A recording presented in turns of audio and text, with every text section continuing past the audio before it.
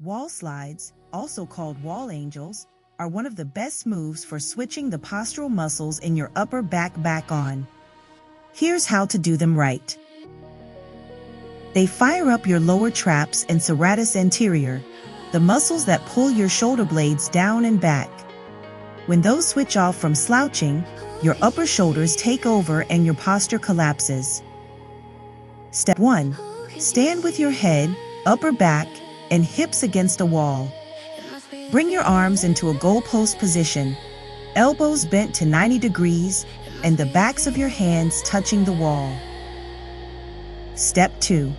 Slowly slide your arms up overhead, and here's the whole point.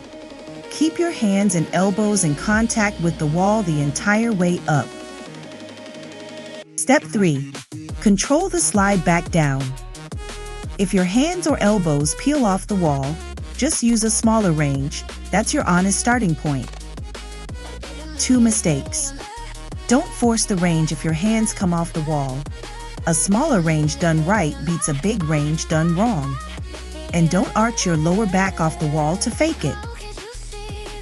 Do 2 sets of 10, slow and controlled, once a day. Quality over speed, every rep should keep contact with the wall.